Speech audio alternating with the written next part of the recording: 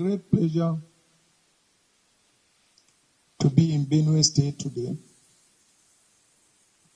and to be at home.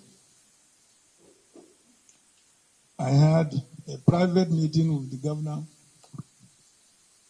to explain to him my absence in the country, why I could not be here, and the very trying times this state and the people of this state were going through.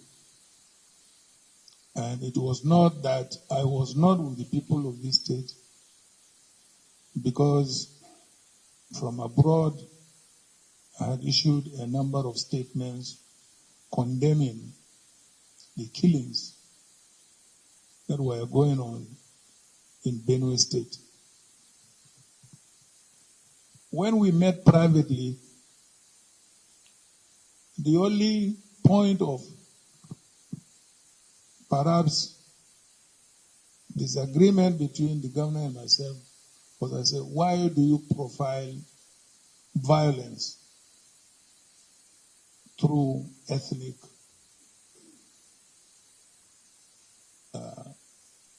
profiling? And he told me, my elder brother, I am not referring to the Fulanis that we live with and we have always lived with, but I'm referring to the Fulanis who have migrated from outside Nigeria to come and cause disorder, conflict, and bring about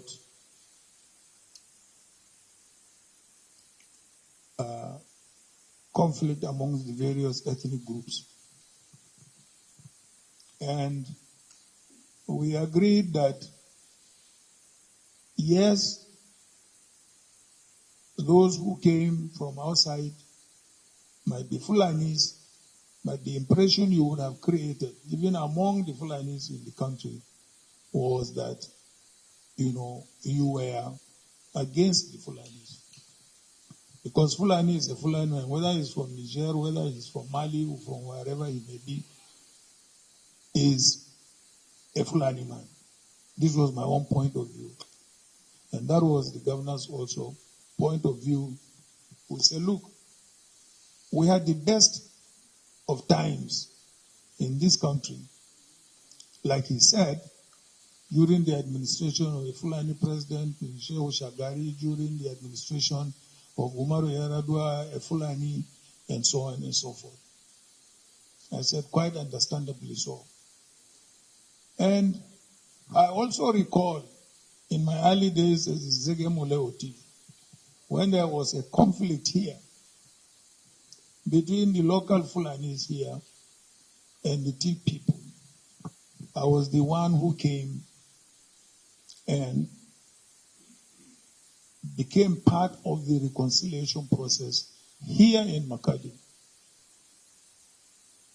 And I said, therefore, I think that profiling sends a very, very wrong signal, even though I was not here. I said, everybody knows me. I don't label anybody, either ethnically or religiously. And as leaders, we should try as much as possible to bring all our peoples together to understand themselves. So at the end of the day, anyway, we agreed with ourselves and we also reconciled our views. The other time I visited the IDPs camp, of course there was a time I came, I think was it in 2019. I visited the IDP camp. Since then, of course, I have not returned.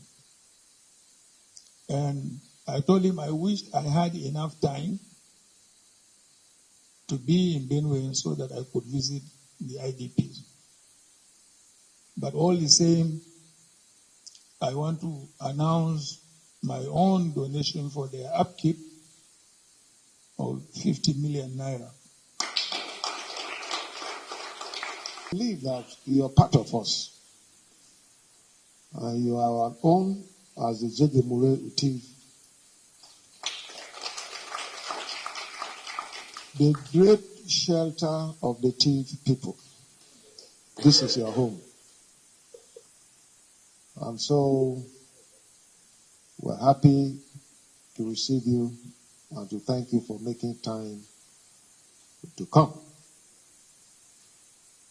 Because the vacuum that was created as a result of your inability to come, especially when the same people that you were supposed to provide shelter to them were under siege and attack, became an issue. Several people were asking, where is the great shelter of the two people? Where is he? And I want everyone, and the press especially, to understand that the challenge we have here today in Benue State is not about Tiv and the Fulanis that we know. In the past, Shagari was president of this country. He was a full-fledged Fulani man from the Caliphate. And in Benue State alone, we had 3 ministers, several other ambassadors, and several other appointments. And we related very well. Our people were very happy. We had no issue. And so it's not about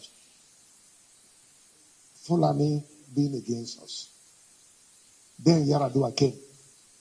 The same Fulani man, incidentally from Katsina State. A great man. God did not permit him that. We saw a visionary leader in Yaradua. Within that little time that he stayed. And a couple of times that some of us had privilege to meet with him. We saw that he meant well. There was no deceit in him. He was somebody that believed in equity, fairness, and justice. And ensured that we here in Benue State, we got the best. Kase Ondaka was appointed #1 minister of the Federal Republic of Nigeria, the Attorney General and Minister of Justice, Federal Republic of Nigeria. That is #1 minister. For those of us who have been privileged to be in the Federal Executive Council, he is the one that sits next to the president. That was the position that Yaradua, a Fulani man, accorded us. Of course, we will not forget about you, also a Fulani man who was vice president, and the support you gave to our people and our leaders. We cannot forget those things in a hurry. And so, when the state became under siege, and we did not see you, we were not happy. I must tell you this. We were not happy that the time we needed the shelter over us. If you go to the IDP camps now, they are being beaten by the sun because no shelter. But thank you for coming today. As I said, better late than never. And I still want to repeat and to say that we are being terrorized and harassed by Fulani terrorists, but not from this country. I'm aware, and I know, and I'm a diligent man. Anything around me, I try to study. And I did my research. And those people have not hidden it. Those Fulani men. One of them is known as Fulani Nationality Movement. They are the deadliest terrorist group, composed of Fulanis all over the world. So they said. And they did not have it. They have it. I have documents.